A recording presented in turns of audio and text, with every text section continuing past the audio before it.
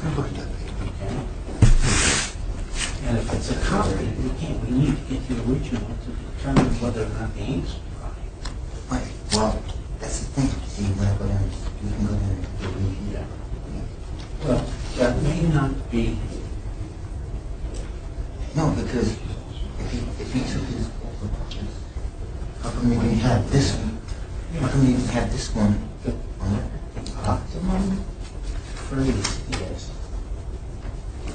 file with the town clerk. I mean, she's not going to support you because the law says that it has to be filed with the town clerk. All right? You don't have. Do you have that little piece of information? Where it was filed? This is his? I've seen it. I don't need to see it. What? Oh, they don't have to. This is a letter. This is. No, that's not documented. City. No, they don't have to. In the state of Vermont, it's not required. Doesn't mean. No. Only some of them. They do it. It's not required. Right, it's not required. So the only way he could have done it was because that's not what this is. What? No. That's what I'm asking you for the oath of office. It's not the oath of office. No, it's a letter. That's not the one. You did the wrong house, why? Oh, okay. All rise, please. Right, please be seated. Whoops.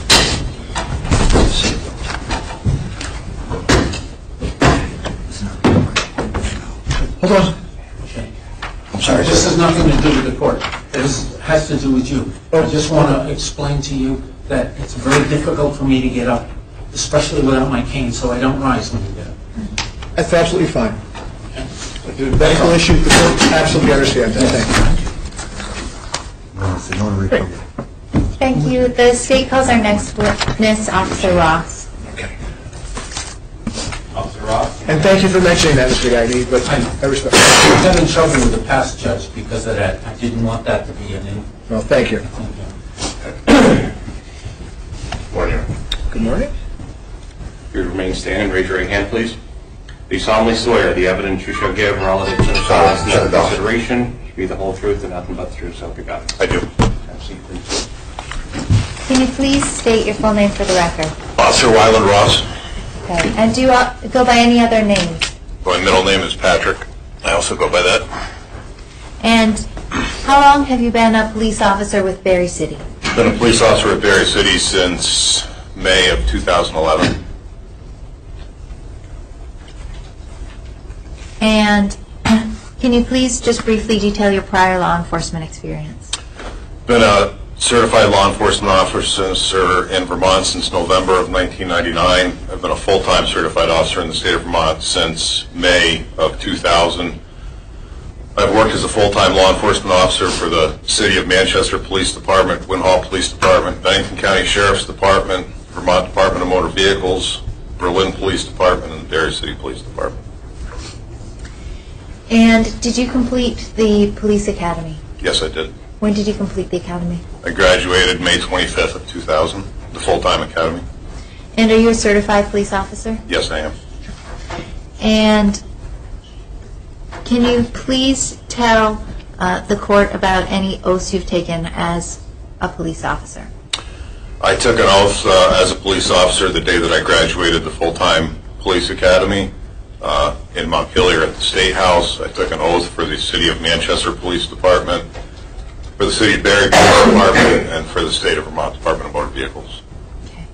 At the time of this alleged offense, January of 2012, had you taken your oath for Berry City at that point in time? No, I had not. But you have subsequently done so? Yes, ma'am. And can you tell the court what happened on January 4th, 2012? Were you on duty that day? Yes, I was. And did you respond to the residence of Edward Gauthier? Yes. Can you tell the court why you responded to that residence? I responded to that residence as the result of a follow-up complaint from an alleged violation of a relief from abuse order against David Gauthier. And was there any other purpose for going to that residence that day? No, there was not. Can you please tell the court what happened when you arrived at Edward Gauthier's residence? I went to the residence with Sergeant Kirkpatrick, my partner at the time. I knocked on the door. I heard a male voice from inside the residence ask who it was. I stated Berry City Police Department. I then heard the male voice say, "Come in." And did you enter the apartment at that time? Yes, I did. And what did you see when you entered the apartment? I saw a male, I believe it was sitting down. I asked Sergeant Kirkpatrick, who was with me, if that was, I was not familiar with either of the Gauthiers, if that was Ed or Dave. I don't remember which. He told me. I asked the male who was sitting down, I said, "May I come in?" He said yes. And then what occurred? At that point, we explained why we were there to David about the modification of the relief from abuse order and the alleged violation of the said order, and that we wanted him to come back to the Berry City Police Department and talk to us to make a statement about that. He said that he was not willing to do that. They did not recognize our authority. The incident got heated. And just to clarify, when he said he was not willing to do that, were you able to tell whether he was saying he would not make a statement or whether he would not accept a citation? He said that he would make a statement, but he would not be willing to sign it. And then also that, I can't remember the verbiage that he said, but he said that he wasn't going to accept my citation. He also refused to accept the service on the modified relief from abuse order. So at the time there had been a violation of a pre-existing order and there was a new order that was being served, is that correct? And what happened after he told you he was not going to accept a citation? The situation, just because was getting heated, we wanted to try and diffuse the situation. That's why we were just going to issue him a flash citation rather than take him into custody. We thought a flash citation would be better to handle the situation at that time. I put the citation down on the counter in the kitchen. Ed Gauthier swiped it off the countertop and onto the floor, and he said he's not taking that. He doesn't have to do it. He started trying to intervene between David and myself and Sergeant Kirkpatrick. And when you say he was trying to intervene, did he take any actions beyond what you've just described? He stepped in between his brother and myself and Sergeant Kirkpatrick. He told him repeatedly that he doesn't need to listen to us. Don't, any time that we would try and say something to David, Ed would interject and say, "Don't talk to him. You don't have to say anything to him. Don't listen to him." But it was the point where I still had to explain the citation, whether I believed that it was a valid service of said citation or not, about when he needed to appear in court, what he needed to do, the steps he needed to take. However, I was not able to do that with the interference. And so what happened? Basically, Sergeant Kirkpatrick ended up, and I believe I did, told Ed that we were going to place him in custody for impeding a police officer. He started to resist, at which point, only for a second, he was compliant. We handcuffed him. At that point... And just to stop you for a second, you said he started to resist. Can you explain what he did to start to resist? He tensed up his arm and wouldn't produce it to have the handcuffs put on him. But that only lasted for a few seconds, then he did comply. Okay. At any point, did you see Ed Gauthier's arms outstretched? Yes, I did. No, excuse me, Ed Gauthier's outstretched? I'm not sure I understand. When you were trying to reach David, at any point did Edward Gauthier stretch out his arms that you recall? No, from what I remember, he was just basically blocking him with his body. Okay. Then what occurred? Once Ed was taken into custody, I told David that that he was under arrest for the restraining order violation. At that point, he had called somebody up on his cell phone. Apparently, he was either videotaping it or I'm not sure what, but he was pointing the cell phone in my face, and he touched my body several times so that I repeatedly told him that he was under arrest and to place the cell phone down. He did not comply with my instructions. At that point, he and I got into a physical altercation. Objection. Basis? You said that somebody touched. I didn't clear. Are you arguing facts? Yeah, no. That would not be a proper basis for objection if you disagree with his testimony. Right. Is there something that under the rules of evidence, his testimony or some other rule is not admissible? Continue. Go ahead. Continue. So when he touched you with his body, did he do it with the phone, or did he actually use his body to touch you? With the phone, until the phone was eventually knocked out of his hands during the scuffle. Okay.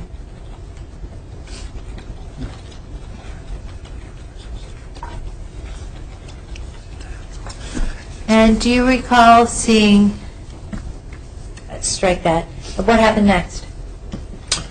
Well, Sergeant Kirkpatrick was busy trying to keep Ed Gauthier, who was in handcuffs, restrained. There was also another male, I don't remember his name, I'd have to read the affidavit, who had come into the residence at the same time while we were dealing with the Gauthiers. So Sergeant Kirkpatrick was dealing with trying to keep two people at bay while I was wrestling on the floor with David and attempting to call for backup from other units also. Did you succeed in calling for backup? I did. I asked, I could not get David Gauthier turned around. He was refusing to comply with my instructions. Sergeant Kirkpatrick still had Ed Gauthier trying to keep a hand on him. I also believe he had his taser out. He was going to tase David, but I was in the way and he couldn't get a clear shot at him. So I finally did manage to get Dave's hands behind his back after a wrestling match on the ground for a few minutes and was able to get him handcuffed. And do you recall any statements that David Gauthier was making during that altercation? It was numerous statements during the entire altercation about before we got into the physical altercation or prior to that?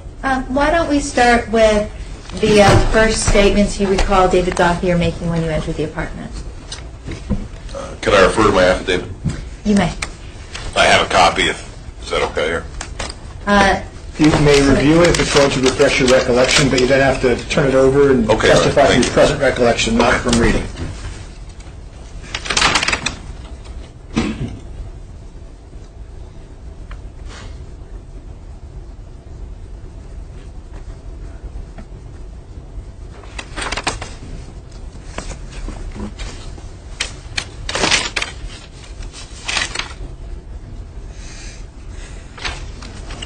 I'm sorry, can you repeat your question? Sure. What statements do you recall David Gauthier making after you entered the apartment? I remember him stating that he wasn't going to accept service of any of the paperwork that we had to issue to him, that our power wasn't legal, that the only government that he recognized was a sovereign government, a sovereign constitution. He stated that he was going to Sovereign Ranger School, and when he got out, he was going to take care of me. He threatened that he was going to come to the Berry City Police Department and blow it up. He said there's a lot more of us than there are of you, meeting police officers. Basically just that, over and over, tirades about not going to accept our authority over him.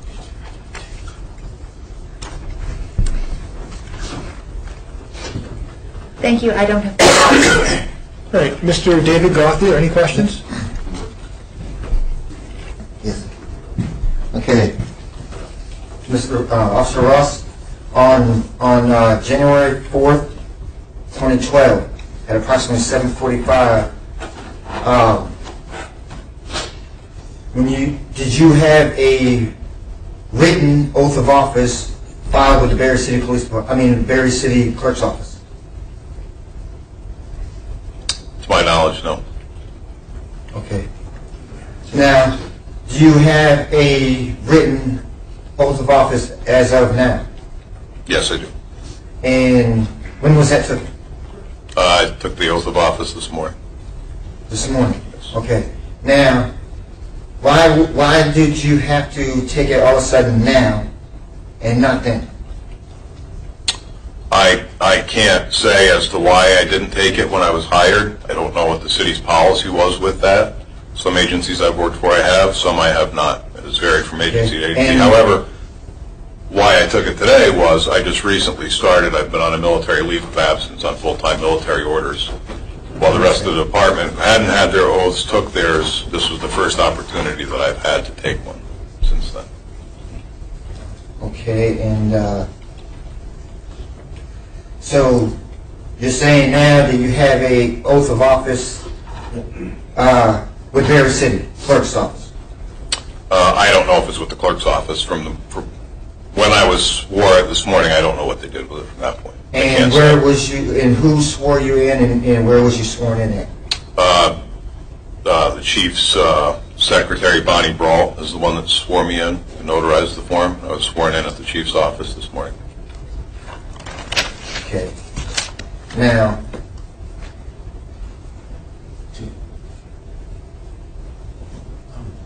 can I have 1 second? Certainly.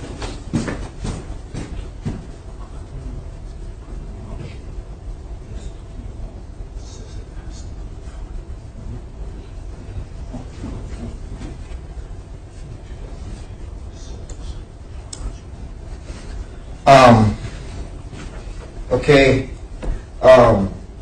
In law, in fact, it states before becoming an officer of the law or anybody pertaining to law has to take a written oath of office. Is that correct? I have never heard that.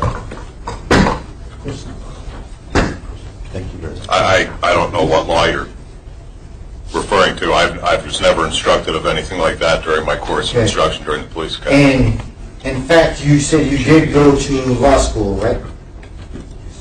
Did I go to law school? No. You didn't go to law school. So then how can you become an officer if you do not go to a proper law school to become a police officer? Your Honor, I'm going to object to this line of questioning. No, I object because this is relevant to the question. But first of all, your question is confused because police officers don't go to law school. Lawyers go to law school. Police officers may go to the police academy. Well, sorry, police academy. Sorry about that. What's the relevance of this, the state's objections bill?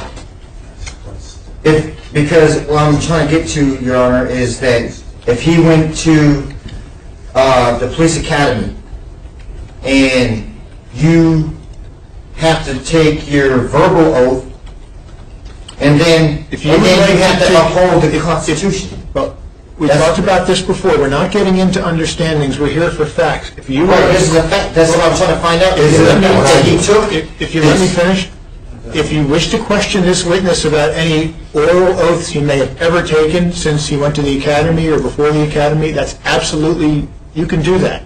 It's a question. So you can ask those questions, but you can't say, what do you understand, things like that. Okay.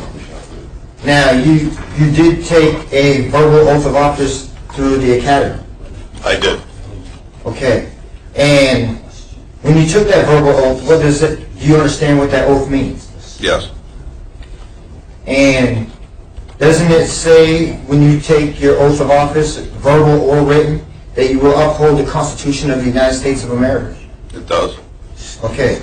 So if you took a verbal oath of office and it states, and you stated that it does pertain to the Constitution, that you will uphold it, at the time that you came to the Garfield's residence, you admit that you didn't have a written oath of office at the time with the city of Berry. Correct.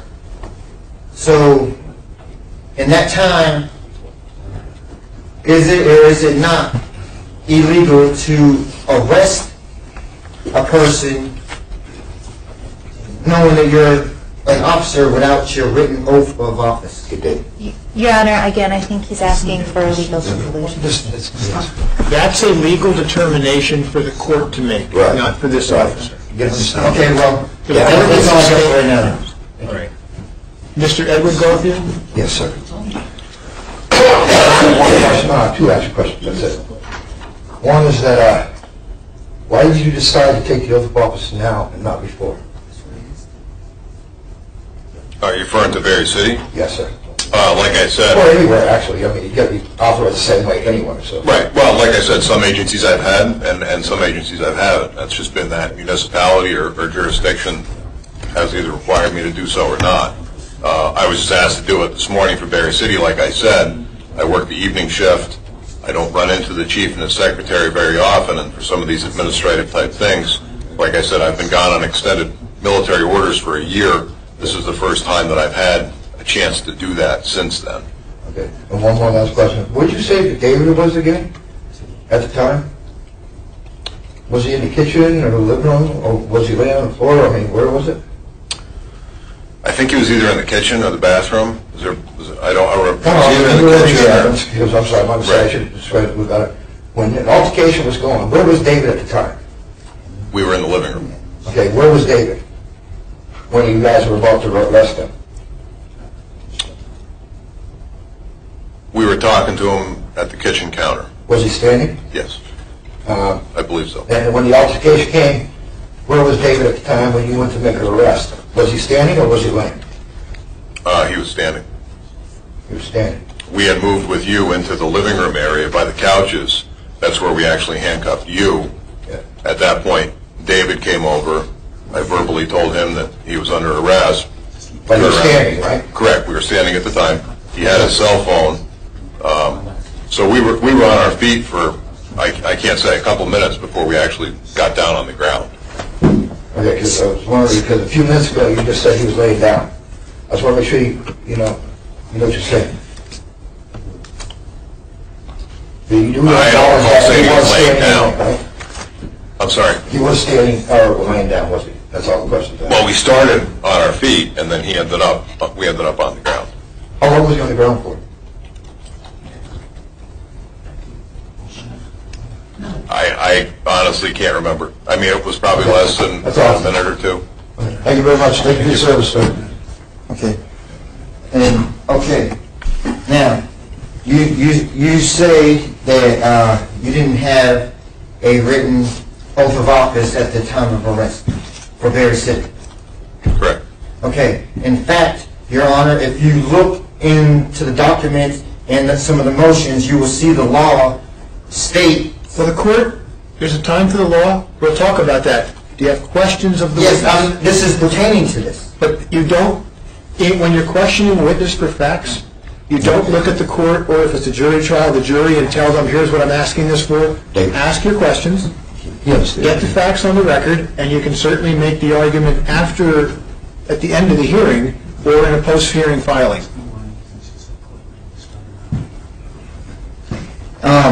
Okay, and why do you think taking your oath now is important instead of taking it then, at the time of arrest?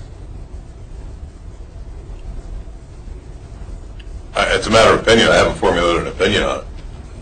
I can't really say whether that's important or not. They wanted me to do it today, so I did it. Okay, that's good. Okay, now, is it in fact, in law, in state and federal law, stating that you have to have a written oath of office before performing your duties as an officer?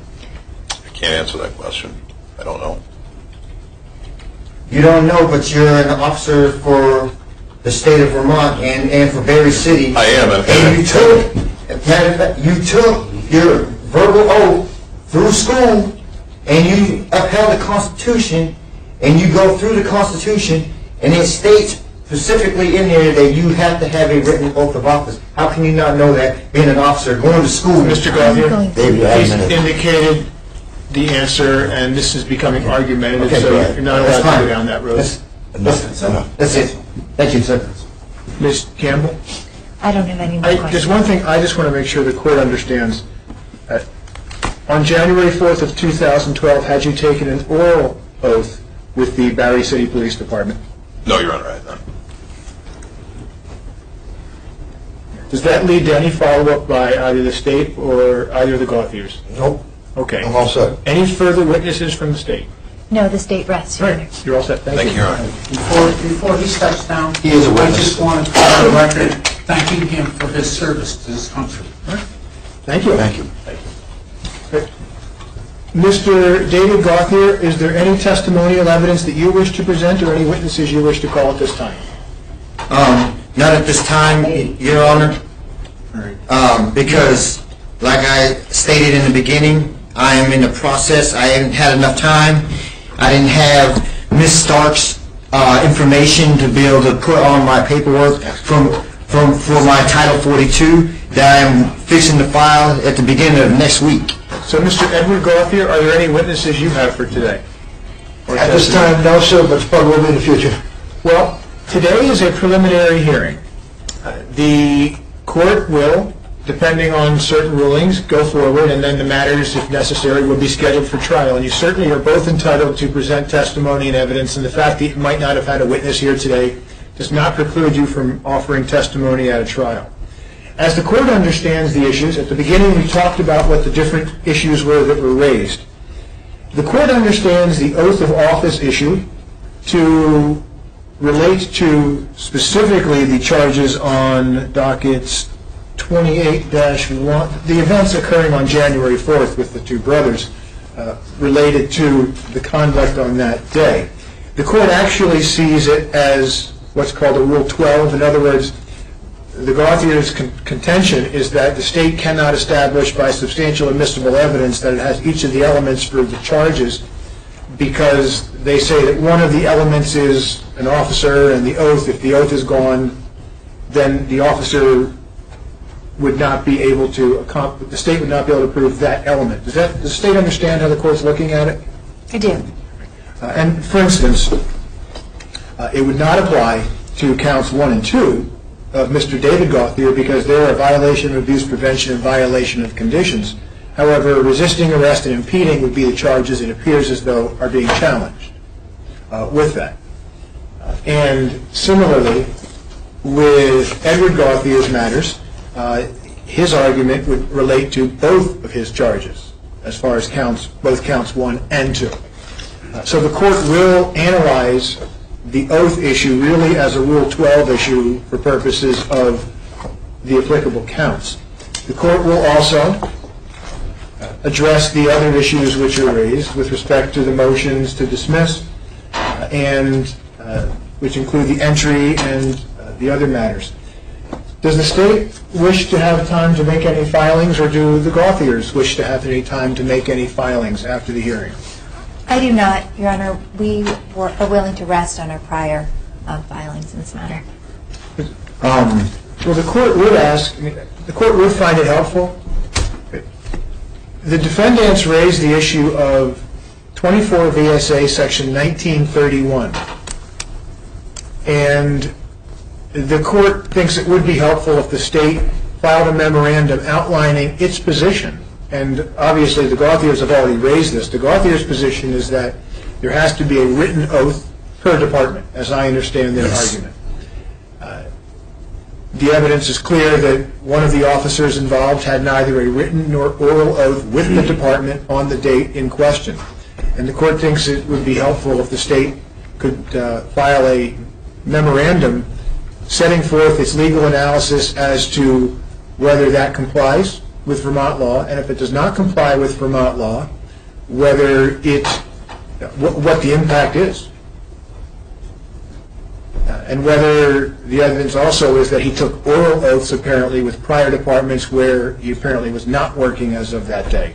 So whether an oral oath with Department A in any way carries forward to the requirement of 1931 to have a written oath on file with the new department. Does that make sense? Yes. And certainly the state can address any other issues, but that's the one issue that seemingly needs to be addressed by the state. Right. Anything further, Mr. Edward or David Gauthier? Do you? One thing back to the oath on Kirkpatrick. Well, here's my question. The state's going to have a chance to make a filing. And if you'd like to have a chance to make filing, you can do that too.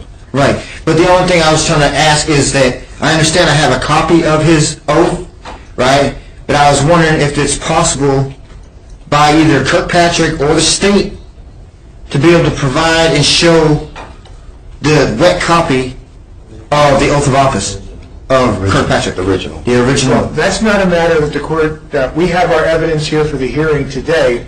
If you would like to see the original, certainly the keeper of the records, whoever keeps those records with the department, you can visit with them. It's not something the state is obligated to provide in this case. The original. It's not within the state. It's not within their obligation at this time. Now, the department's done told me numerous times that they do not have to provide me with this information. And in fact, I do have a recording video of this chief of police stating that they do not have to give us an oath of office. To the extent that you request materials from a state or municipal agency, and you do not believe that they have provided you with the materials to which you are entitled to under Vermont's open records laws, you certainly can evaluate it and go forward in that regard. It's not an issue which is before this court today to direct a municipality as to how to respond to that. There are procedures that are available for you to follow. I was just raising the question just, to see if it can be done. If not, then I'll take my steps and do what I got to do. The court cannot weigh in on legal issues that are outside of its jurisdiction. That's not an issue before the court. That's fine. All right, the court will. Sir. How much time does the state need? A few weeks? I just got 14 days? That should be adequate, thank you. I got one question, sir. Yes, sir. There was a request from the judge for an internal investigation. I would like to have copies of that, please. Request what? An internal investigation about impeding. It's not about impeding, but tampering with a witness. This court, that's not an area that's within the jurisdiction of this court. Well, it had to do with the officer that did that. He was trying to investigate his own case. This court does not direct departments to do internal investigations. This court addresses matters that are filed by the state, and so we... It was just the last judge that said, well, we'll have to issue an internal investigation. I am unfamiliar with any... That's outside of... This court does not direct internal investigations be conducted. That's up to whatever agency wishes to... Who do I get that from? I don't know what agency said. I can't give you any advice as to who to seek. If there's an agency that you believe should be conducting an internal investigation, you certainly can speak to that agency. Okay, and one more question. Like I explained to you that I'm filing this Title 42, right? But in this case, it's stating that I cannot leave this county, right? But even though this is pertaining to this case in this lawsuit, I have to go to Burlington. And I've already... Do you have any objection if David and we'll say Edward's conditions of release allowed them to leave the county to travel to directly from Washington to Chittenden County for legal matters? No, I have no objection to that. Does that address your issue? That's fine. Thank you. That will make it for both because you both... Right, that way it's legal. That way somebody can't say, well, I seen him leave the county and that, If you're going to Burlington for court matters... Right. Yes. You can do that. Okay, thank you. Just remember something.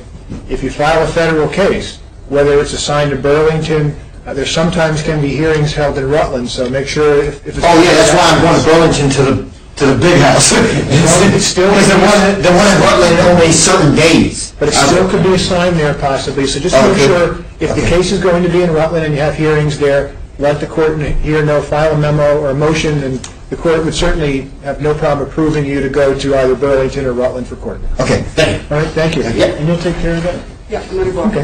Sounds good, thank you.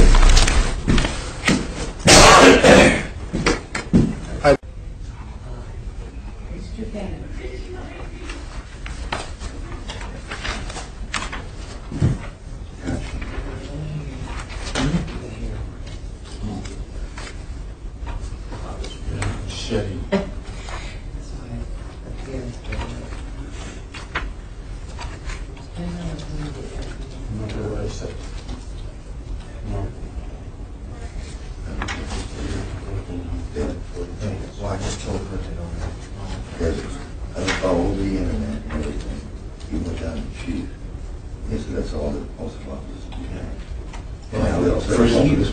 We're not going there today. I know. We're not going there today.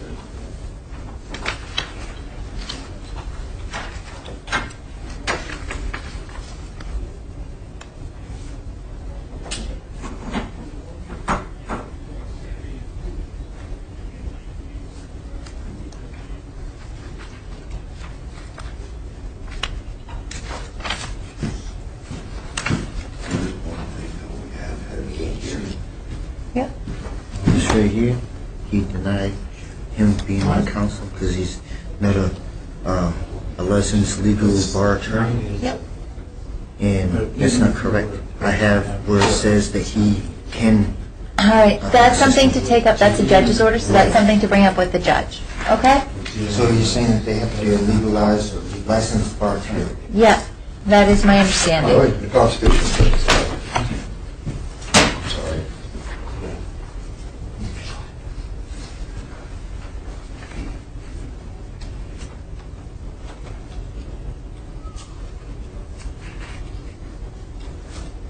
We're not going there either. That's right. Take care of that another day.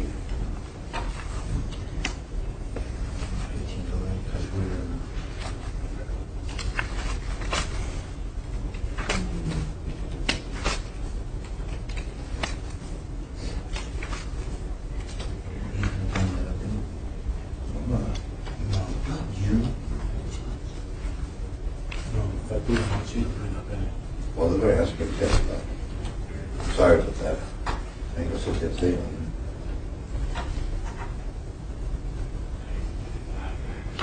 And all I'm going to ask you is if you're ready to proceed.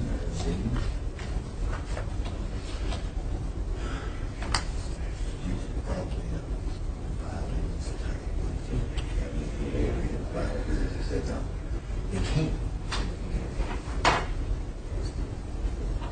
They can't overrule a federal court. You're a district court, so they should come in. Title 42 you can't bring in this court. No, I understand. I ain't talking about Title 42. That's what I'm talking about. I'm trying to Once say you do this. that, it takes it out of you. I'm trying to say, I understand that. Yeah, that's good. But come on. The Superior Court has it easier to get them on.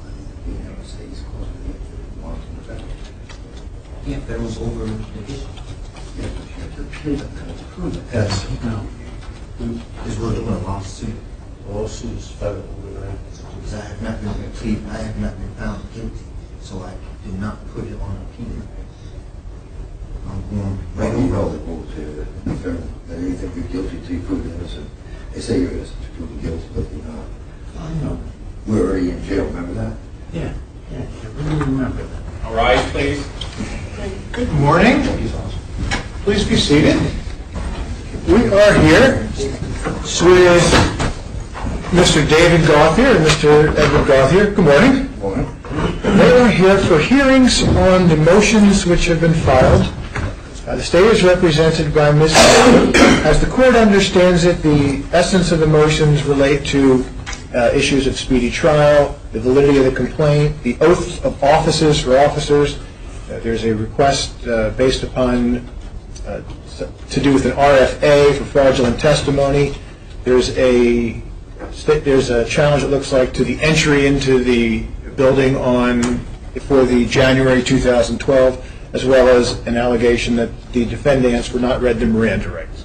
Does the state understand those to be the issues? Yes, specifically the state understood we were here today to address the oaths of office issue and the entry on the motion. That's correct. The court thinks the other issues are in many ways legal issues that can be addressed on the filings, but that's for evidence. There's also 2 assaults to Your Honor. Well, hold on. Because we're doing a consolidated hearing, what would be very helpful for the record is a couple things. One, could I get Mr. Gauthier and Mr. Gauthier to be at the table so we can make sure we record you? We can't go into your jurisdiction, I'm sorry, sir. What prevents you from doing that? Because I am not in your jurisdiction, I am a free sovereign. I am a free sovereign of the United States of America. I understand that. Right there, sir. All right. But my question is this. Is it that rope there? Yes. Okay, so we'll move the rope in front of the table.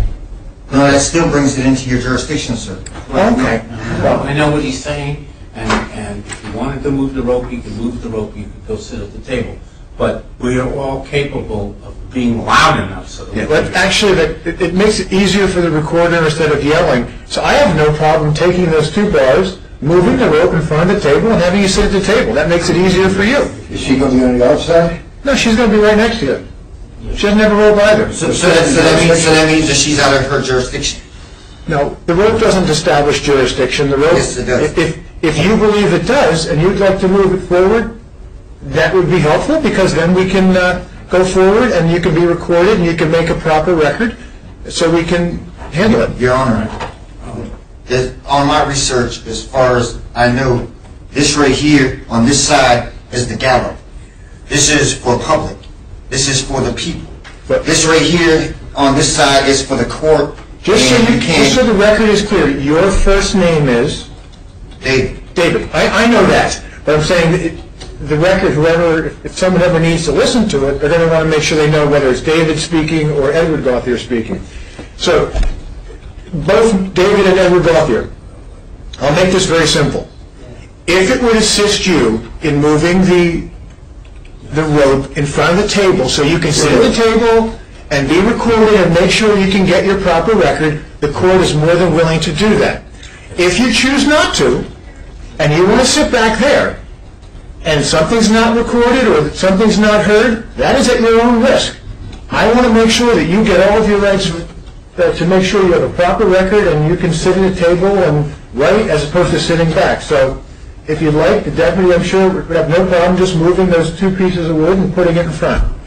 Your Honor, I agree with it, but please make it noted on the record that's what we did, please. All right, so Edward Gauthier, you'd like to move forward? With this, Okay. sir. Mr. Deputy, could you move those two forward? Just the two that are right in front, because the other one doesn't need to have anything there.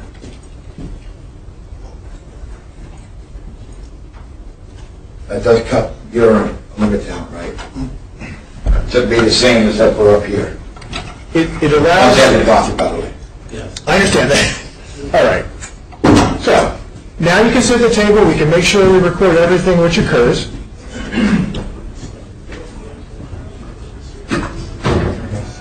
All right. Move that. So, is the state ready to proceed? I am. All right. So at this point, Edward and David Gauthier, you have raised motions. The state has an obligation to put on evidence, and the state indicates it's ready to proceed with that. So at this time, the state will call its witnesses.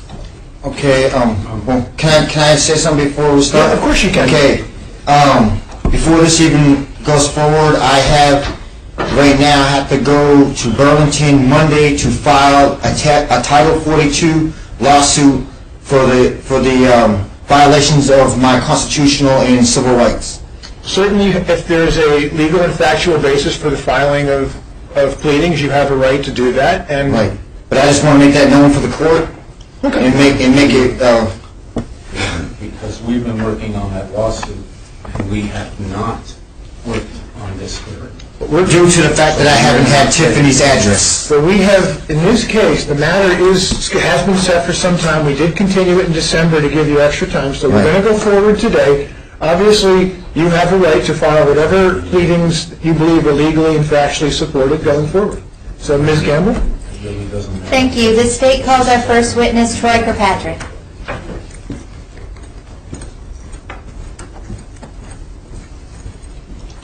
Your Honor, how come we ain't the ones being heard first? Because the state has the burden of, you have challenged the state and said the state cannot establish something. The state has the burden of proof to establish that. So the party with the burden of proof would go first.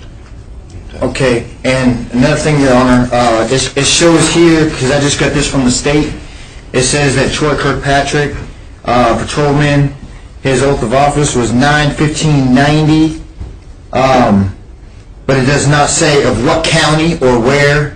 Is that in any way, no matter if you're in Chittenden County and you have an oath of office, you transfer here, you have to redo your oath of office. You will have the opportunity, Mr. Gauthier, to conduct cross-examination of the witness and present argument at the end. please. Do you solemnly swear the evidence you shall give relative to the cause under consideration should be the whole truth and nothing but the truth, so help you God? I do. Have a seat, please. Thank you. Can you please state your full name for the record and spell your last name? Troy Kirkpatrick, Kirkpatrick. And what is your position, Mr. Kirkpatrick? The sergeant with the Berry City Police Department How long have you been with the Berry City Police Department? since September 15th of 1990.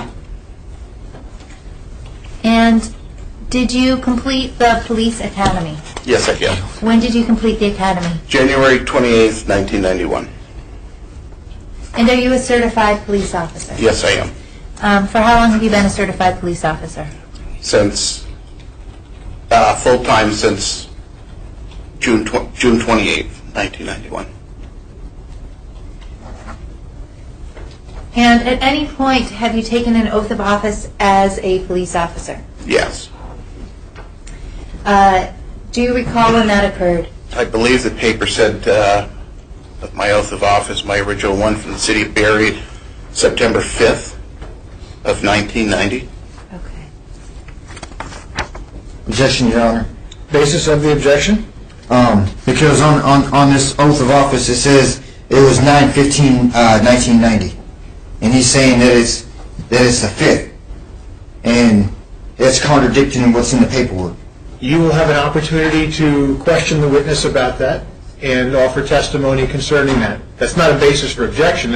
That's an issue that will be addressed, though. So, Ms. Campbell, you may continue. Thank you. If I can have permission to approach, I'd like to get an exhibit marked. You may.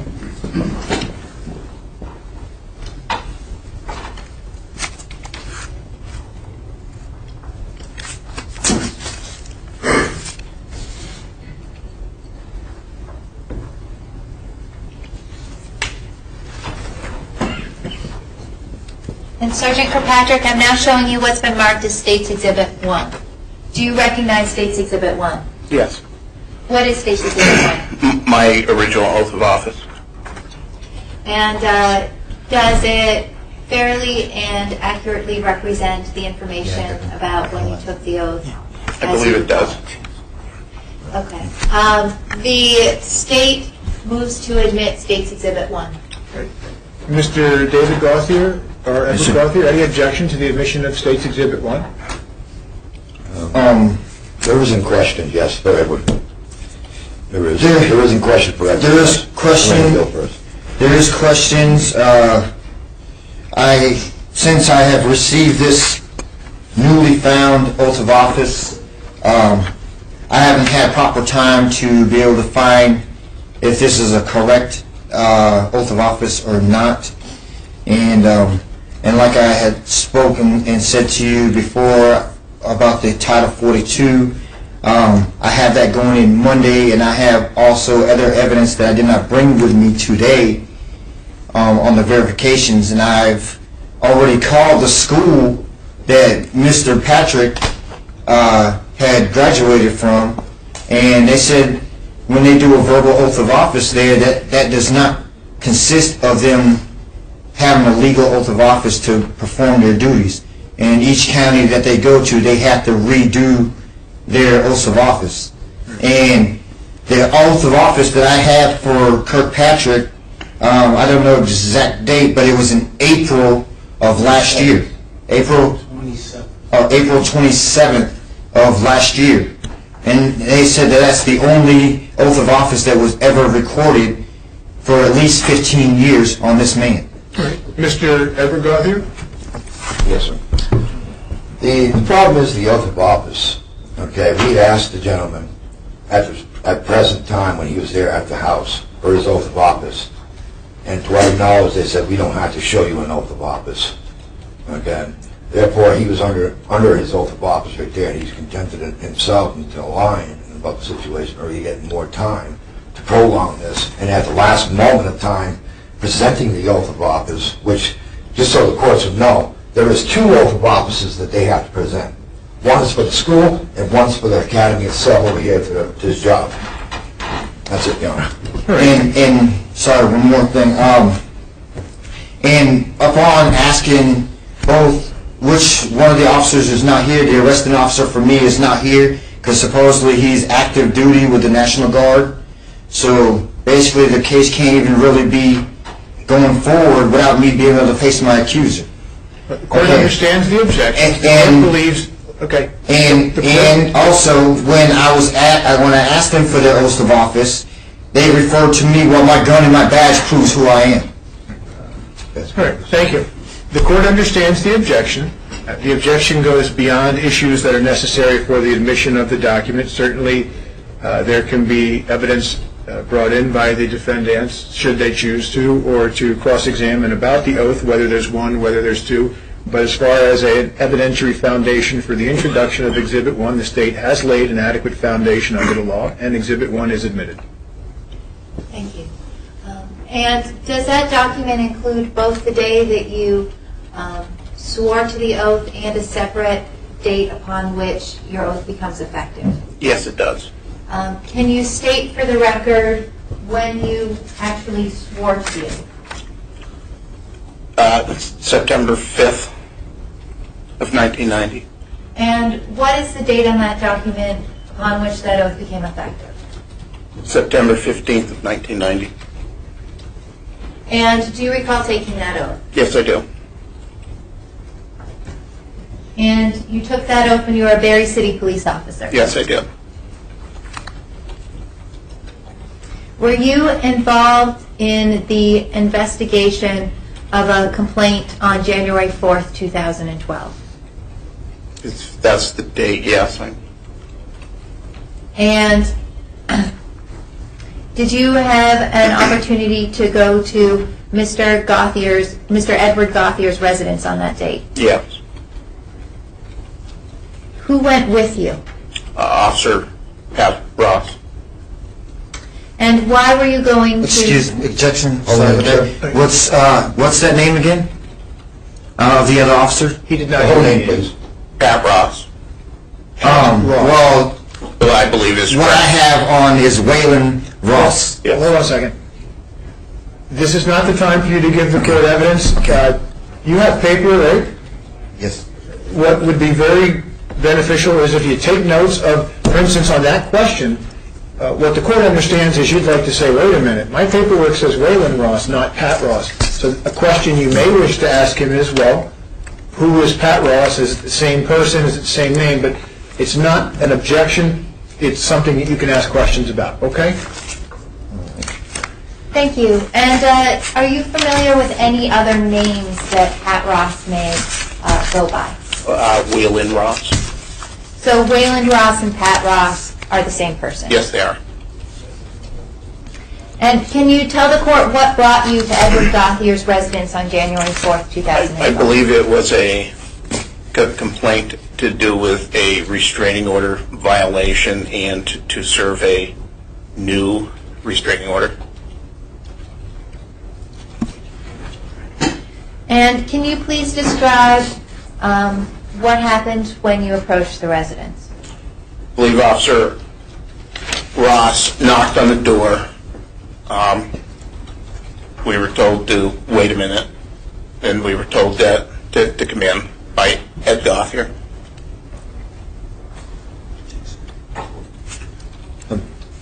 And what did you do at that point? We entered, asked for David. And what happens next? We were told that David was in the bathroom. He left to leave in the bathroom, that he'd be right out.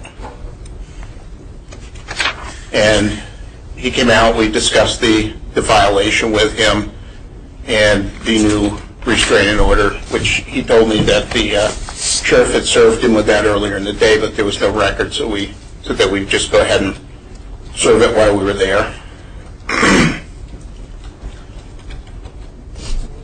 We offered Mr. David Gauthier an opportunity to fill out a written statement about the complaint.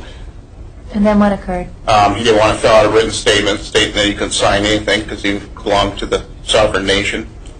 Objection. Basis of the objection? He's saying that I said I belong to a sovereign nation. I did not say that I belong to a sovereign nation. I said I am a sovereign citizen of the Republic for the United States of America. The court understands that you do not agree with the facts. Either through cross-examination or through the introduction of evidence, you can provide the court with additional evidence.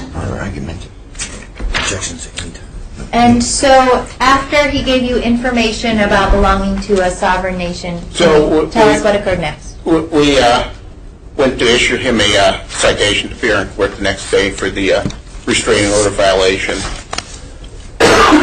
We were told that they didn't acknowledge our right to serve him anything. They weren't accepting it. And when you say they, do you mean both David and Edward Gauthier? David. David told you that? Yeah. How did you respond? We decided that at that point, being a violation of a restraining order, that we would take him into custody. He would not acknowledge a citation. And did you tell him or convey to him that you had made that decision? Yes. How did you do that? They told him that he was under arrest, at which point he ran behind David. He ran behind Edward. Okay. And Edward blocked our way to make the arrest. And when you say Edward blocked your way to make the arrest, can you be more descriptive about what Edward did? He stood right in front of me face to face, stretched his arms out, and refused to let us pass. Did he say anything to you? I don't recall.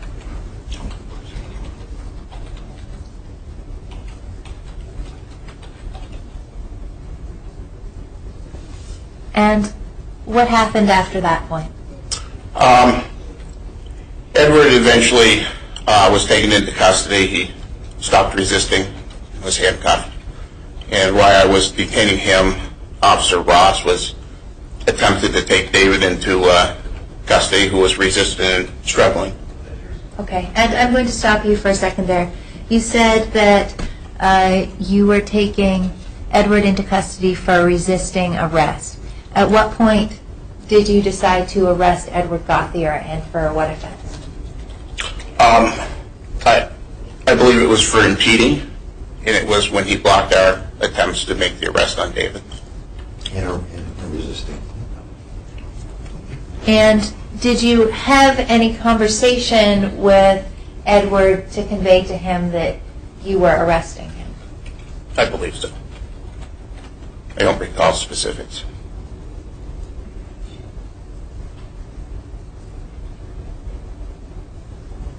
And so when you said that he was resisting arrest, beyond holding out his arms in front of you, did he take any other action?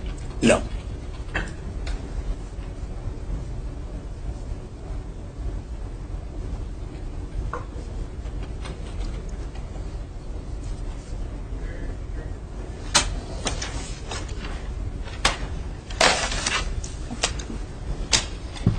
And what happened at that point?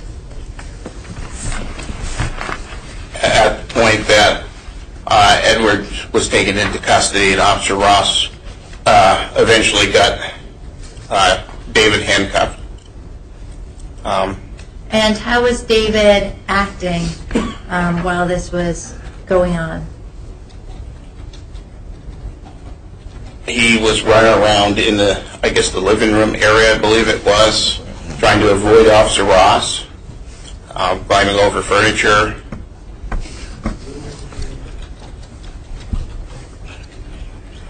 Was he saying anything? I don't recall specifically.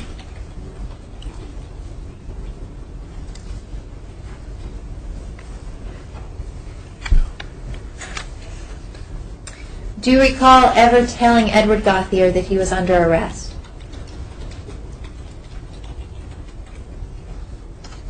I believe I did.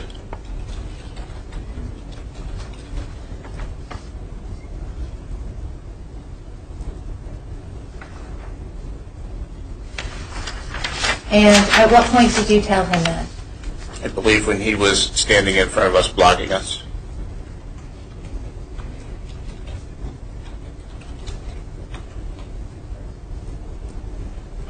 At any point was there a taser involved?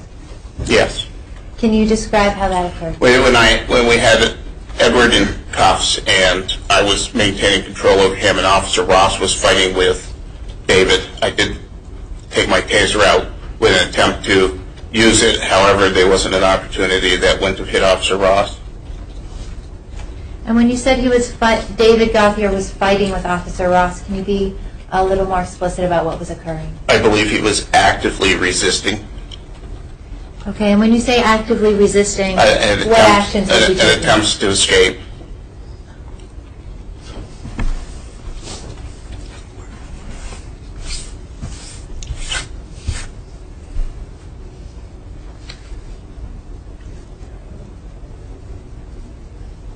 Do you recall any statements made by Edward or David Gauthier during that encounter?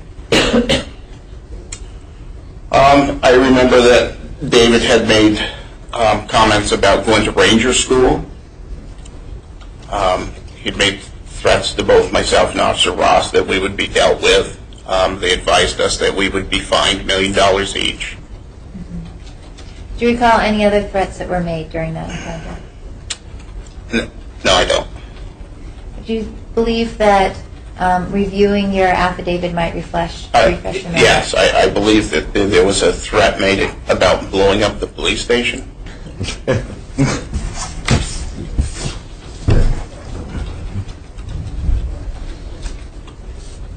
Were you and Officer Ross the only officers who responded to that residence that evening?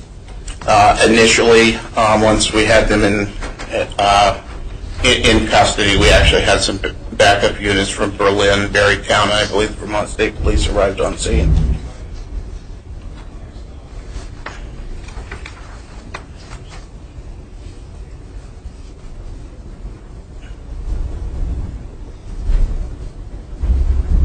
Thank you. I have no further questions at this time. Great. Mr. David Gauthier, do you have any questions of this witness? Yes, I do, sir. Okay. Let me take it. Upon January 4th, 2012, around approximately 7:30, you had came to Edward Gauthier's and my residence, correct? I believe it was like 9:20. I have it as 7:45 on documents. Okay.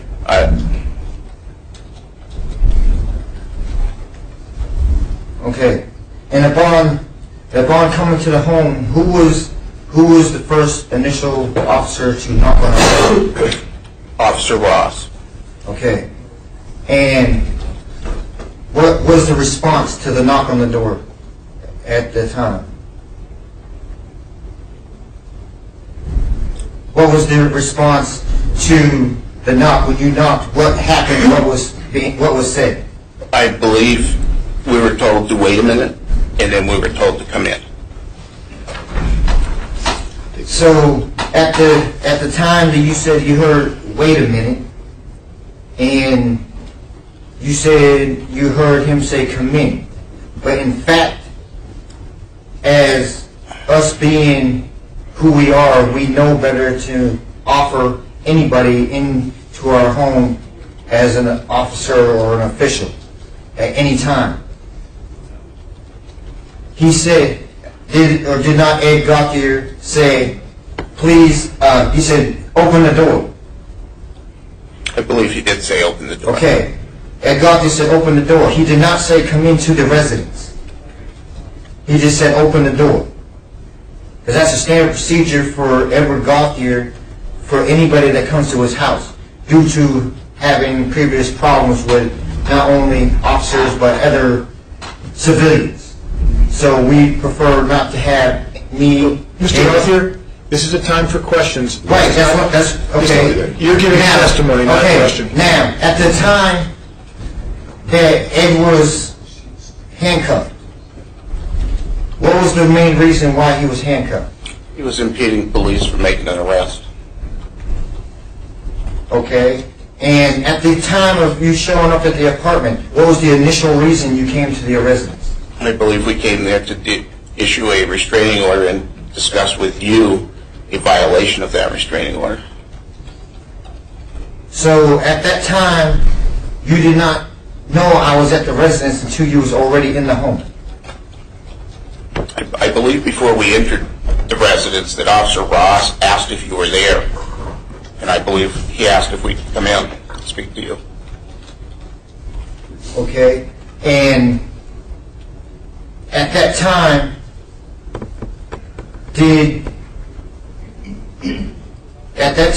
that you entered the home, did you not say that you was there on a complaint? I believe we were there on a complaint. Okay, so, but you just said on record, sir, that you were there to serve paperwork. So how can you come to a residence and serve paperwork and talk to me, David Gauthier, on a servant warrant? Was there a warrant for you to come there and approach me about this matter? No. Okay, and the complaint, was the complaint signed by a judge or anybody at the time you came to my home? The complaint or the restraining order? The complaint. No. Because there has to be an initial complaint ordinary for you to come and speak with somebody.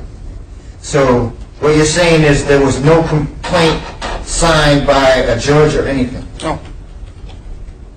Then if your initial reason for coming to the home was for a complaint and then there was no complaint produced to us and not signed by a judge, how is that lawful? Mr. Gauthier, issues of whether something is lawful are for the court to determine. This is a witness for facts, not on his opinion. Okay. So you're saying that at the time of y'all coming into Officer Kirkpatrick, Sergeant Kirkpatrick, and Will Ross came into the home, and you said that I was jumping around over across furniture. When we decided to make the physical arrest because the citation obviously was not going to suffice, yes. Okay. Now, when asked for your oath of office at the time of arrest, did you or did you not say, you and Reverend Ross say that we do not have to produce you an oath of office, that our badge and our gun is proof of who we are? I don't recall saying that. Okay.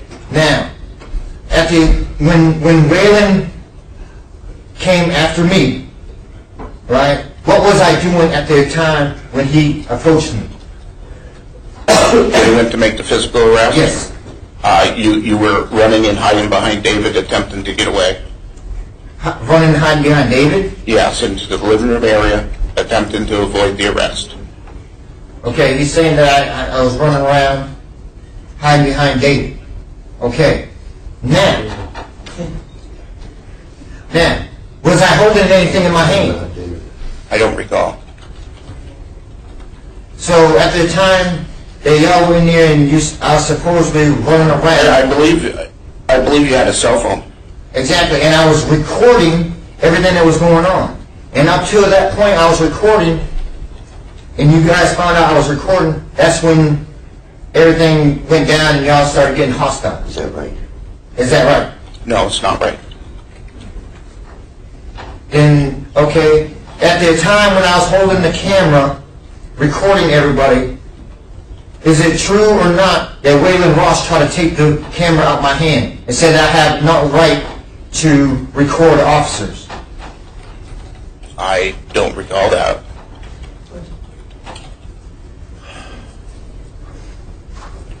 Okay. Well, I guess for right now, that'll be it for right now, sir. Right. Edward Gauthier, do you have any questions? Yes, sir. How you doing today, sir? How you doing, Mr. Kirkpatrick? But how are you at? All right. I have a question for you. Sorry if everything is out of organized.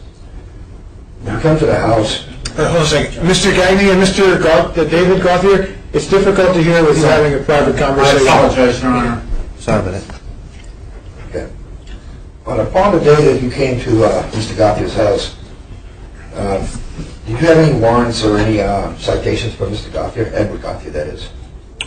We attempted to issue. To who? To which Gauthier did you say again? Edward or Edward?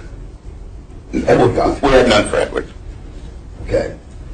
Are you, as an experienced officer, experienced with the Constitution? With the Constitution? Yes. With the law? Yes. With the laws, I am. Laws and the Constitution are separately, but yeah, the Constitution is there to protect people from the laws, situations, to be able to defend yourself. When you were in school, did you take the Constitution? No. You did.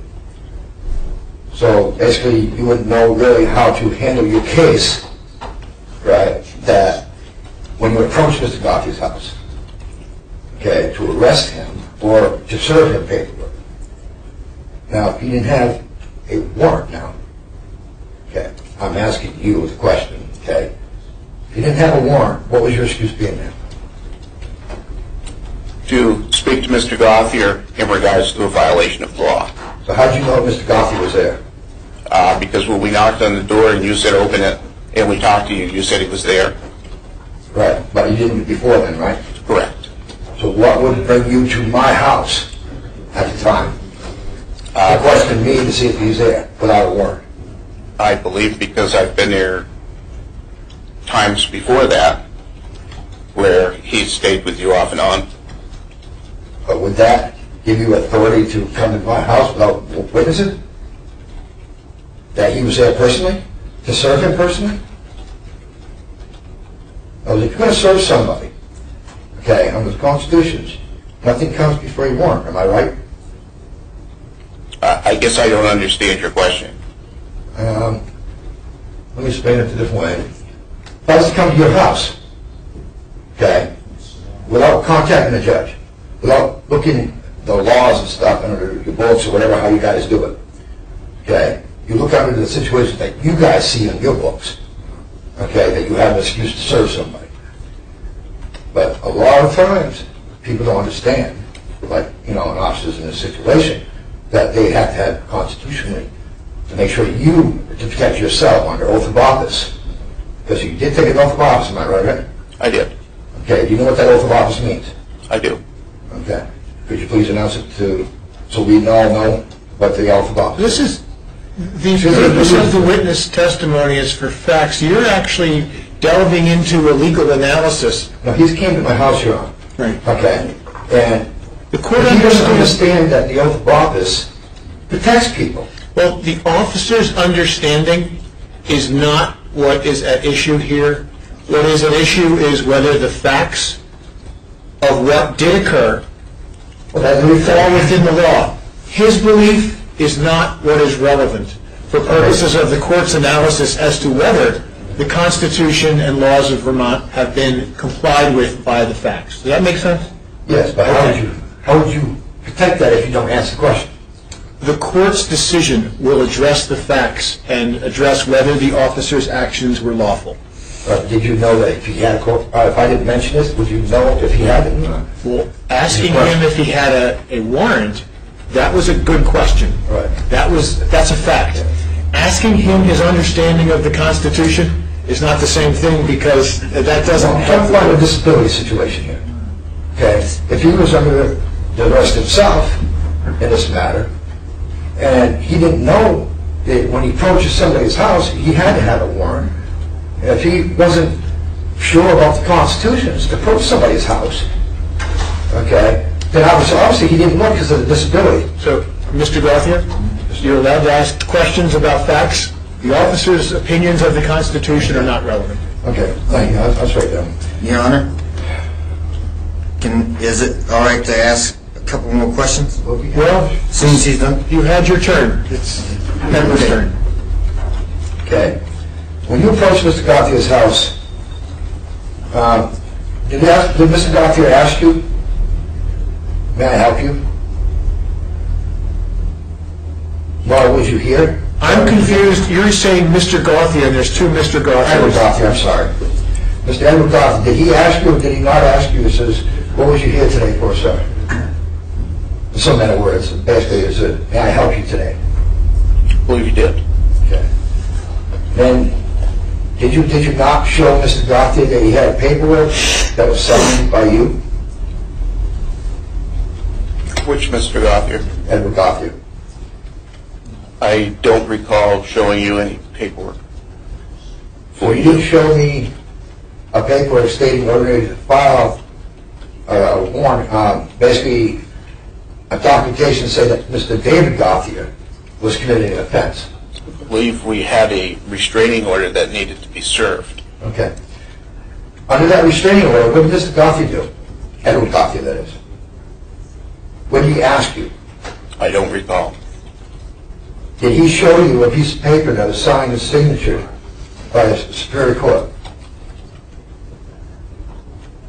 Mr. Edward Gauthier? Mr. Edward Gauthier, yes.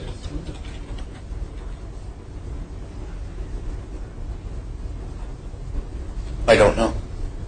Because obviously you were shocked when I showed you it. Okay, when you were shocked, and it's a matter of words that ain't presentable here in the courts to say. Okay, you folded right along, you saw a paperwork that showed Trump over your paperwork. Is this true or not? I believe you may have shown me some paperwork about your sovereign nation. Okay.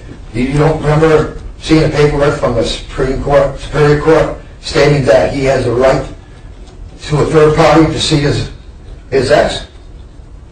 David Gauthier, that is. I believe that was the restraining order that you showed me. There was a new order, I believe, was from a judge. I believe it was the same order I was there to serve. No, it wasn't. But okay, anyway, that matter. It's just for now. But anyways, after you saw that paperwork, what did Mr. Gauthier say to you? I don't Edward Gauthier, that is. I don't recall that. So you don't recall Mr. Edward Gauthier saying from this paperwork you had to leave the house and get a warrant? No, I don't recall that. Yeah. Is there anything in your past histories of as a law firm you ever forgotten before? Of every statement that you made? Yes, Ed, I don't remember everything. Okay. I don't know nobody's perfect, so I'm still going to say. Okay. Did you or did you not attempt to leave the house, okay, to go get a warrant when he asked you? No. You didn't walk towards the door? No. Okay, did you not go towards the door and ask your partner to go out and get a pink slip, a citation? Yes, I did. You did. When he got that pink slip, who was you passing that paperwork to? David Gauthier. Wasn't David Gauthier in the living room at this time? On the floor? No. Now, this from here on, this is under oath. You probably see that's the way it is. Because under that state, where was David Gauthier when you pulled the stun gun? He was in the living room wrestling with Officer Ross. Okay. In the Constitution, does it say that you're only allowed to observe the area that you enter to, not the living room? The kitchen and the living room in that apartment were one open room. Still considered living room and kitchen, right? I don't know. I guess it would be, but it was one open room. So basically, would you say that you followed your rules and laws that to enter another section of the house without a warrant to be searched? Yes. So you did enter it, right? Because when you had the stun gun, where were you at the time? I'm thinking that was borderline between the kitchen and the living room area. The exact place where were you, sir? Living room or kitchen? I believe at that point it was borderline, right on the line. But you were saying that David Gauthier was jumping over furniture. So how could you point the stun gun at somebody, jump over furniture, worried about hitting somebody else? because he was fighting with Officer Ross, and Officer Ross was attempting to subdue him. Now, did anybody get hurt in this matter? Officer Ross did, I believe. He did. I'd like to put it as a witness to have him speak to the next court date, sir. Well, today's the date for the hearing, so Okay. Any more questions of this witness? Yeah, a few more. Sir. Okay. Testimony that you made on documentation, your estimate of what went on in the household, does it match the same thing as your officer, the other officer says? Does it match? Yeah. I don't understand what you're Because asking. when you have a partner, and when you go to arrest somebody, and when you have a complaint like this, you guys make out a statement. And usually they do it separately. Okay? And when they do it separately, they make a statement of what's going on so it won't conflict with each other. That's why they do it separately. I'm wondering, if you acknowledge, did you ever see that paperwork that, well, I guess, what was his name? Waylon. Kirkpatrick, No, Waylon Ross. Waylon Ross, I'm sorry. When Waylon Ross filled out his form, did you see it at all? Yes. You did? Before, right? Okay, wouldn't you think as an officer that when you look at the other person's statement, you can conflict yourself on each statement? No. So you would use his statement to learn off from, to write down information? No. Okay. Well, I can't talk about your partner because he ain't here. So, when you arrested Mr. Gauthier, where was he at the time? Which Gauthier? Edward Gauthier. He was standing at the end of the kitchen counter, blocking our access to David Gauthier, who had ran behind him. Okay. So where was David again at this time? I believe at that point he had run into the living room portion of the room. Okay. Now, where was you going to serve the pink slip to? The pink slip? That was the citation. The pink paper that you gave the That would cops? have been David Gauthier. So you did go into the living room then? Did I go into the living room? Yeah. I attempted to. Attempted to. But But that was where was you in this? that was after the attempt to issue a citation was failed, and we decided to make Well, the point is you went a into the living custodial room, right? arrest. The point is, though, you went into the living room, right? I believe at some time I stepped into the living room, yes. Because obviously you know when you put a stun gun on him, you had to. No. Because David at the time, if you know, right? He was laying down on the floor. And your partner was over him. How the gun found him, he didn't know what to do. Okay? So that's when you attempted, right? Am I wrong? When you had the stun gun first David, Mr. Gauthier was handcuffed. Which Mr. Gauthier? Edward Gauthier. Yes. And he bent over and said, I wouldn't do that if I was you. Did he or did he not? He may have, I don't know. Well, I mean, you're making a report here. I mean, do you know what you did on the report as what you wrote on the report? I mean, obviously the report says what you did. Correct. Okay. So basically, do you acknowledge, anybody have a copy of that report? No. Don't have it. Your Honor, may I have somebody to please give a copy to him so he can see what the report is? So he can verify off this? Well, So I want him to know what he's doing before he attempted to. I'm trying to be nice to this guy. well, is it your position that if he reads his report, it will refresh his recollection? Yes. Would reading your report refresh your recollection? I don't know. It may. Okay. I do have a copy, Your Honor. I believe I only have one copy, so I don't know if we want to make copies. So the court has, when I say report, but there's an affidavit dated 1/5/12 by Sergeant Kirkpatrick. It's a 2-page affidavit. Is that the one you're referring to? The original one that was from the police station that he signed before he got there. And no, I'm sorry, the correction. The one that he made a report against before he arrested us. I don't know what you're talking about. The only I'm affidavit, going to avoid that for now, sir. the only affidavit the court's aware of is the one dated January 5 of 2012 by Officer Kirkpatrick, relating to this incident. If you'd like him to review that, the court will provide him with the court's I'll copy. hold off on that, Your Honor. I mean, Okay. but in the meantime, I just want to make it clear that you did show up there, but Mr. Edward Garfield was not wanted, not on probation, not on FSU, no nothing, right? Edward Gothier? Yes. As far as I know, no, he was not. So you do understand, right, that Mr. Garfield had the right to protect his property, and his papers and his belongings, right? I mean, anybody would. Well, Mr. Gothier, that's another one of those legal things that the legal determination the court will have to make. Well, I just want to make sure that he was understanding that, you know, where he was at the time, that he had a really excuse to be there. Well, the officer has testified that he believed his conduct that day was in conformance with the law and the Constitution. If you don't agree with that, then you can ask questions or introduce evidence to have the court then have to make that determination based upon factual findings. When you approached, okay, the house, did another individual show up?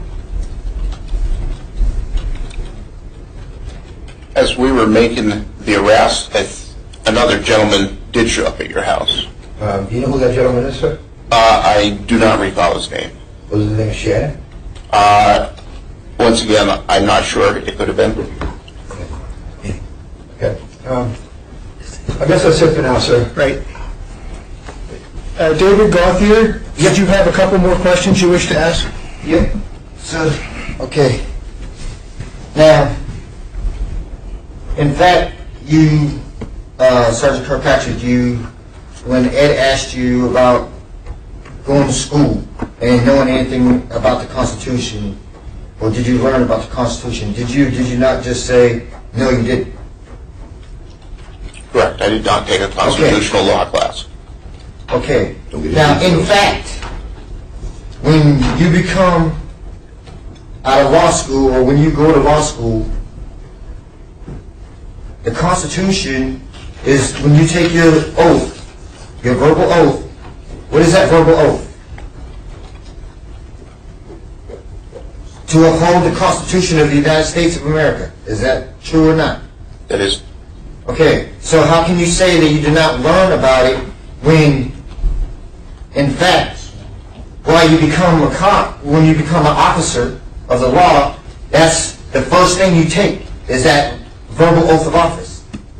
So if you didn't take that constitutional oath, then how can you be a legitimate legal officer of the law? I did take that oath. But you just said to Edward Gothier that you did not take or do anything with the Constitution as far as your school. That's correct.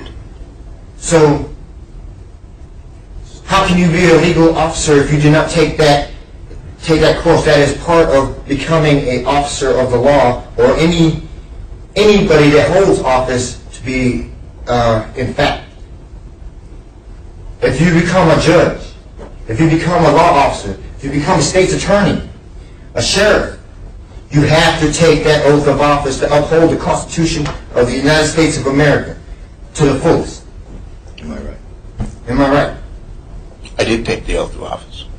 Okay. Did you understand it? Did you understand that oath of office? Did you understand when you took that oath of office and you said you uphold the Constitution, do you understand what that means? Yes. Okay. At the time of arrest, when I told you that you're violating David Gauthier's and Edward Gauthier's constitutional rights, did you take that under consideration and try to think on what's going on? I certainly did not believe that I was violating anybody's rights. So when I was already handcuffed, when David Gauthier and me was already on the floor and handcuffed, and you had your taser pointed in his face, what was the cause for that? You were not handcuffed when I had Yes. my taser out. At the time I was handcuffed, you had put the taser in my face, and you said that that would not be a wise thing for you to do. You said that. Correct or not? Because you said I was struggling. You were struggling with Officer Ross And the reason why I was struggling was what? to resist arrest. It wasn't because I was filming an officer, and you said that No. filming an officer is illegal. I do not believe I said filming an officer was illegal. Okay. Upon leaving the home after being detained, I can't. Waylon Ross is not here, so he was the one. But I believe we had addressed you the same way as when we left the house, is to lock and secure our home. Did we not? It's his question. No, I believe you left your house to your friend that showed up to lock and secure your house. But that would be not our friend's duty. When we asked an officer of the law to... Mr. Garfield, what does this have to do with the issues that the court has to decide that you've raised? Because at the time of arrest, one, they're saying that they're illegal... Well, the arrest, you're arguing that there was no right for the arrest, correct?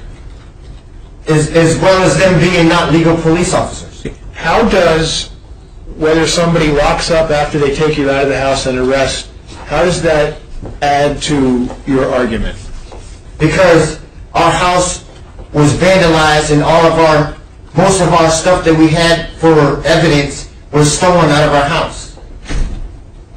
When we were arrested. That's why I asked, because the night I was arrested, I specifically asked the officer to lock and secure my home.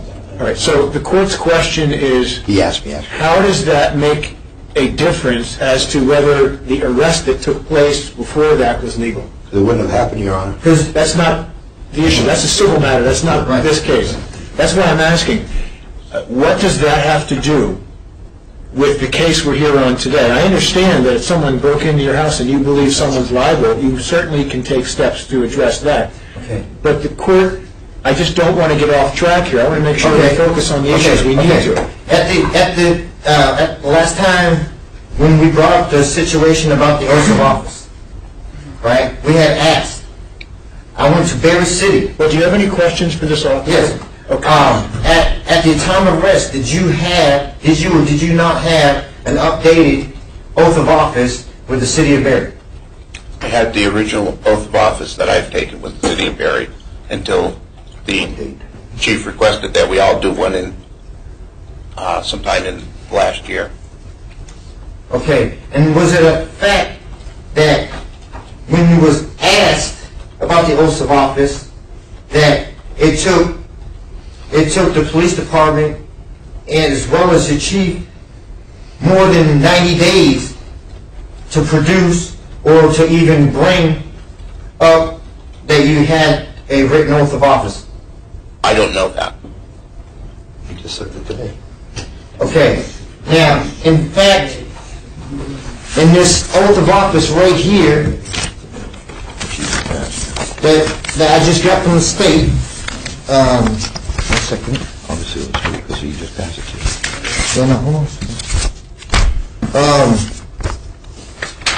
It says here, oath of office for Troy Shane Kirkpatrick, dated 9/15/90.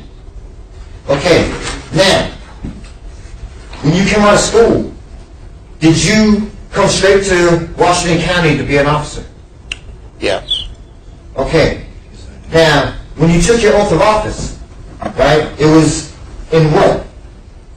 9/15/90, you said, correct? Correct. Okay. Now, Take the other one. now, how come it took, let's see, how come it took almost 15 years for you to renew your oath of office? When, in fact, that you're supposed to renew your oath of office every 6 years, I believe. I can check more on that, but that's what I believe I read. But I can get that information later. But in fact, you have to renew your oath of office every couple years. Correct or not? I've never heard of that. That means that he didn't do it. Then if you did not hear about that, then why would you have to redo another oath of office if this one is sworn and true? I believe because my boss told me to. And at the time when you spoke to your boss, did he in fact have a written oath of office himself? I don't know. So, how long have you been working with Berry City Police Department? Since September 15th of 1990. Okay. Now, in all that time, that's about, what, 15 years or so? 22 and a half almost. Huh? 22 and a half. Okay, well, okay. Now, in that time of being part of Berry City Police Department, you're saying that you don't speak or talk with any of your colleagues or know what's going on with your colleagues, your fellow employers, or employees, sorry, or whatever? Guess I don't understand your question. Otherwise, when police officers come in and take an oath of office, normally they take them all together. If they're there. Because, in fact, on my report at home, it says that there is 35 officers working through the Berry City Police Department. As of up to date. Is that true or not? What is the question? Is there or is there not 35 officers that's working through Berry City Police Department? I'm not sure of the total number. Your Honor, I'm going to object to this line of questioning. I'm not sure. Exactly. I'm getting objection, Your Honor. I'm getting to a point because the point is. Loud. Huh? Too loud. I know. The point is, I'm asking about the oaths of office because everybody in there takes the oath of office, right? And I do have, in fact, documents stating that Chief Bombardier, your boss, was not even a legal officer at the time of you supposedly having an oath of office. Hold on a second. That's not the issue for today. So we're talking. The issue for today is to find out if they were legal police officers. The officers who are relevant for our purposes today is the officer sitting on the stand and Officer Ross, perhaps. Exactly. And Officer Ross is not here. So asking about Officer A, B, or C who wasn't there has no relevance for our proceedings today. So you need to ask questions that relate to what we're dealing with today. Yeah, he's right. Okay. Yeah, that's enough. Sit down, shut up. Enough now. Okay. Well, that's enough for now. Thank you. Ms. Campbell, any follow-up? I just wanted to clarify maybe one or two points that I think have become a little confusing. In your testimony, when you were first being cross-examined by David Gauthier, you made a statement that when David Gauthier asked you, you said David was running behind David, and I was wondering if that was Objection actually around behind. That's kind of weird. We're overseeing his statement. That could corrupt this whole proceeding. We got it on record, and what she's trying to do is lead him on to say the same thing. I object to that. The court understands your objection. The court would note that on that particular piece of evidence, during his direct testimony, he was quite clear that David Gauthier ran behind Edward Gauthier. No, David Gauthier. No, David Gauthier ran behind Edward Gauthier. No, David Gauthier ran behind David Gauthier. The officer's testimony early on was that David ran behind Edward. He subsequently said that David ran behind David. And so the court understands there's some confusion about that. The state is allowed to ask a witness when, because let's face it, David couldn't run behind David. That's right. That's what I'm saying. But there can be evidence later on. Right, but the state is allowed, just as you are, to ask a question to clarify something that is obviously To correct him, I understand. Correct him what he's saying, yes. Temper. Do you understand my question, Officer Kirkpatrick? Could you ask it again, please? Sure. When you were being cross-examined by David Gauthier, you made a statement to the effect that David Gauthier was running behind David Gauthier. And is that an accurate statement, or did you misspeak? I misspoke. David ran behind Edward. Thank you. Also, just for the purpose of clarifying the record, you said today that you were there to issue a restraining order and also on a violation of a restraining order. Correct. Were they different orders in some respects, or had the order that had been violated already been served? At this point, I don't recall. Okay. And with regard to the oath of office, is it correct that you, after first signing an oath of office in 1990, you again signed an oath of office in approximately 2011 or early 2012 after this offense? For the city of Barry. Okay. And was your first oath of office ever filed with the clerk? I believe it was. The one in 1990? Correct. So that, to the best of your knowledge, both of those oaths were filed in the clerk's office? As far as I'm aware, yes.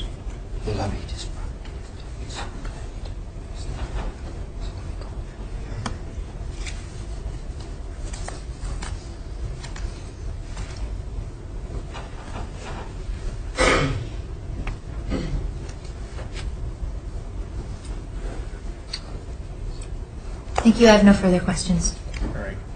Do those several questions give rise to any questions related directly to those questions? Yes, sir. Come on, let me see. Okay. This is David Gauthier. Yes, David Gauthier. Okay. You said that you came to the house to serve me a restraining order from defendant Tiffany Stark. Correct? I believe it was from 2 September. Okay. Now how can you serve David Gauthier with that same order and then turn around and arrest him on that order, saying that he violated it, when in fact that you did not see the rest of the paperwork? I believe there was an order in place, and that was an amendment to the order, I believe. I'm not 100% sure.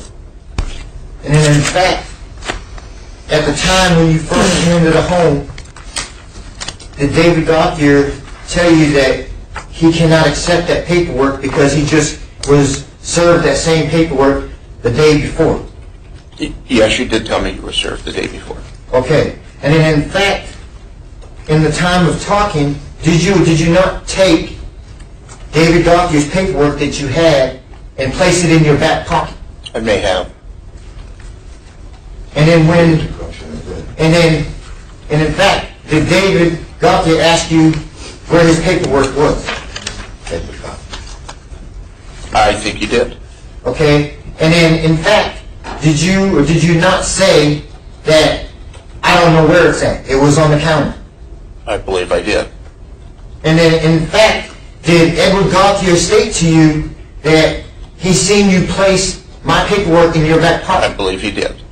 Okay. Now, no more questions. Yeah. Edward Gauthier, are you all set? One more question, sir. Okay. When you went into the academy, you made an oath of office, right? They have you sign an oath of office? Did who? When you joined the academy. I don't recall if I did an oath of office. I do not recall if I did an oath of office at the academy. Well, to become a police officer, you'd have to be an oath of office granted, right? I took an oath of office for the city of Barry. Right, but did you go through school and they had to put you in? Did you sign an oath of office in school? I do not recall if I did. Isn't it true enough you acknowledge that when you join such things like this, you have to take 2 oath of offices? One's from the college that trained you, and one from the police department. No, I'm not aware of that. I do not recall if I took an oath of office at the academy. Okay, thank you very much. Ms. Campbell, all set? I'm all set. Thank you. All right, you may step down. Thank you. Any further witnesses from the state?